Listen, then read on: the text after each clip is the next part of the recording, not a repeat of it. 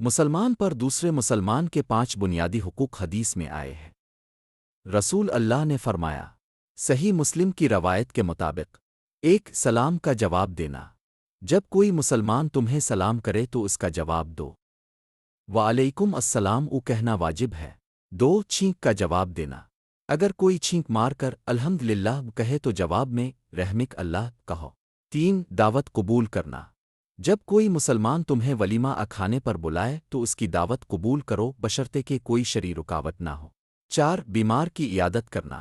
مسلمان بھائی بیمار ہو تو اس کی تیمارداری کے لیے جانا، اس کا حال پوچھنا اور دعا دینا۔ 5 جنازے کے ساتھ جانا۔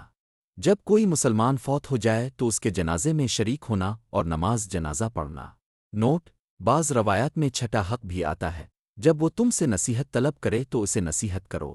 یہ حقوق آپس میں محبت، اخوت اور معاشرتی تعلق کو مضبوط کرتے ہیں۔ اسی طرح مزید ویڈیوز کے لیے ہمارے چینل کو ضرور سبسکرائب کریں۔ شکریہ، بیل آئیکن کو کلک کریں۔